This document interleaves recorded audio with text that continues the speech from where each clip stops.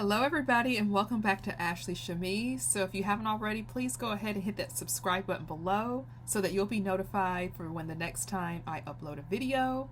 And much thanks to the recent subscribers who have been subscribing to my channel. I greatly appreciate it. And I want you all to feel welcome hill. Welcome hill. Where's that accent from? I want you all to feel welcome here, so please feel free to comment down below, share my videos, like my videos if anything resonates with you, or you feel like it would be helpful to someone else. I greatly appreciate it. So let's just go ahead and jump right on into today's topic. When it comes to these social media relationships, when you are on the outside looking in, a video, a picture is worth 1,000 words. You are never going to get what goes on behind closed doors on the front of that camera or that picture. Now, you might get a little snippets here and there of what is happening behind the scenes, but most of the time, people are not going to want to broadcast their filthy, dirty rags to you. They want it to seem like they got it going on, they got it popping, they got something to offer. Y'all, this light is too bright for my eyes. There we go.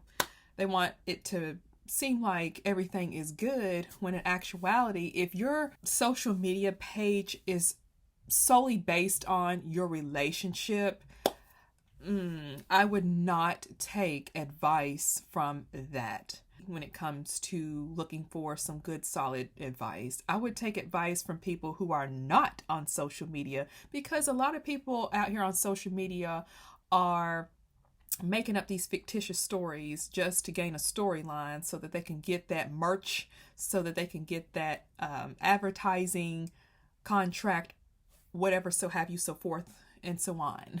So just be mindful that from the outside looking in, 9 times out of 10, these social media relationships, it's not what you're saying. So getting into a relationship will not make your problems go away. I made a little light post about this on my YouTube channel, and I said that if you're looking for your happiness, your acceptance, and your peace of mind to be anchored in a good man or a Proverbs 31 woman, that's not going to happen, because your happiness starts with you first. It doesn't start with someone else.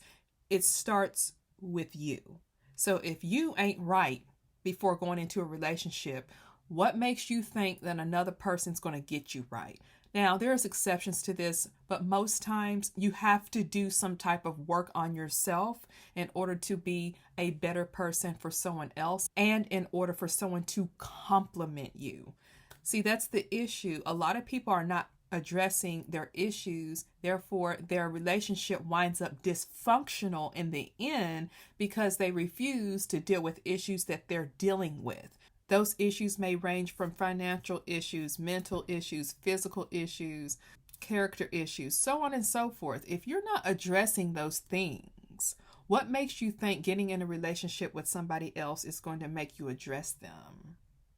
You need to first start working on your healing first, working on getting things worked out within yourself before you're able to compliment someone else's life, or before they're able to compliment you.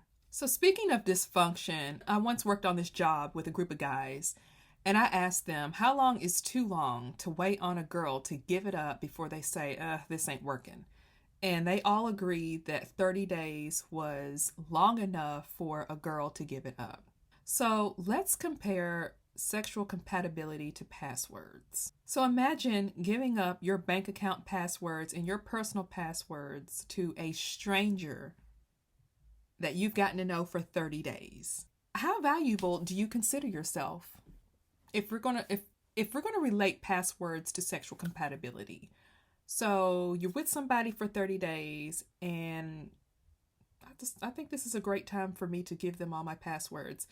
I equate that in a roundabout way to giving up sacred parts of yourself, one of the most sacred parts of yourself, up to somebody that you just got to know. Something is terribly wrong with this picture.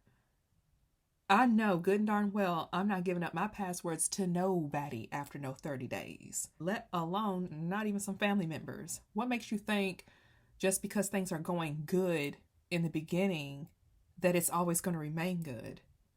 If dysfunction is not met before getting into a relationship, it will be met later. And when I mean dysfunction, I'm talking about those issues you're not dealing with, that you're avoiding because you're so wrapped up in the roller coaster and the whirlwind of finding somebody and excited that you're with someone new and running to pull those pants down.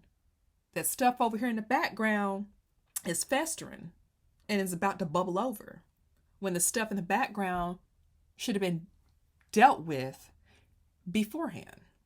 So all that to say, if dysfunction is not addressed prior to pulling your pants down, it will be there to meet you once things settle down. It's my word for the day. And look, I'll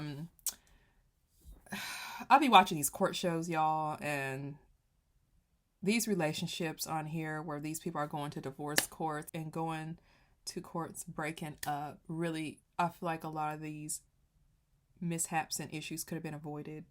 You're no good for nobody if your stuff is raggedy. That goes for all of us, myself included. I would highly implore you to do some introspection, self-reflection. What are some things that I can work on before getting in a relationship? Because you don't want to be the reason why somebody goes to therapy. That is just terrible. But anyway, I hope this helped somebody. If it did, comment down below, share it, like it, and I'll talk to you all later. Bye-bye.